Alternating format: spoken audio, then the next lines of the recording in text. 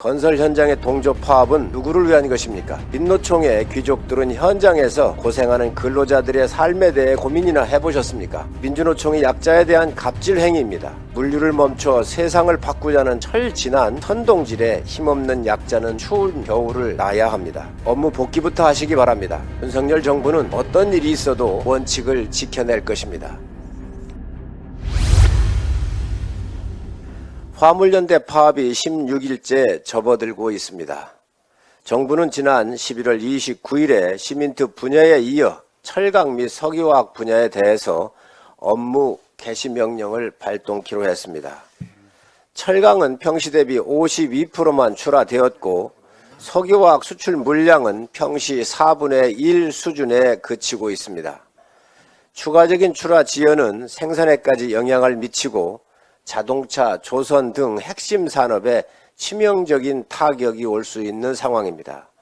정부는 더욱 신속하고 엄정하게 대응하여 화물연대의 운송 거부가 국민 경제와 민생에 피해를 주지 않도록 해야 합니다. 정부의 업무 개시 명령으로 운송 거부 참여율이 현저하게 떨어졌지만 부울경 지역 민노총 건설노조 소속 레미콘 콘크리트 펌프카 기사들은 무기한 동조 파업에 들어갔다고 합니다. 국가 공권력에 대한 도전입니다. 국민에게 외면받고 내부적인 동력도 떨어지는 상황에서 동조 파업을 선택한 건설 노조의 시대착오적인 결정에 우려를 표명하지 않을 수 없습니다. 내부적인 동력이 왜 상실됐는지 국민들은 정확하게 알고 계십니다. 갈라파고스적인 사고에 머무는 민주노총의 시대를 역행하는 불법 파업에 국민 심판이 내려진 것입니다. 건설 현장의 동조 파업은 누구를 위한 것입니까?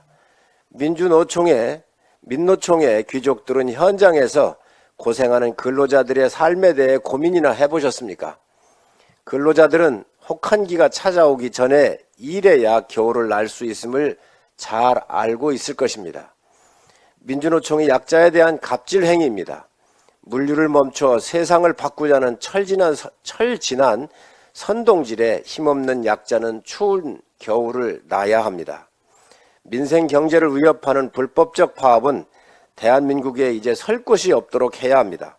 노동자의 권익 대변이 아닌 정치 파업으로 특권을 누려왔던 기종 노조들의 특권과 반칙은 윤석열 정부에서는 통하지가 않을 것입니다. 화물연대의 파업으로 3조 원이 넘는 피해를 어찌하겠습니까? 업무 복귀부터 하시기 바랍니다. 윤석열 정부는 어떤 일이 있어도 원칙을 지켜낼 것입니다. 불법 파업엔 단호한 법의 집행이 이루어질 것입니다.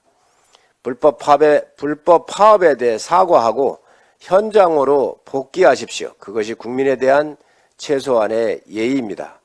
윤석열 정부는 대화의 문을 항상 열어놓고 있습니다.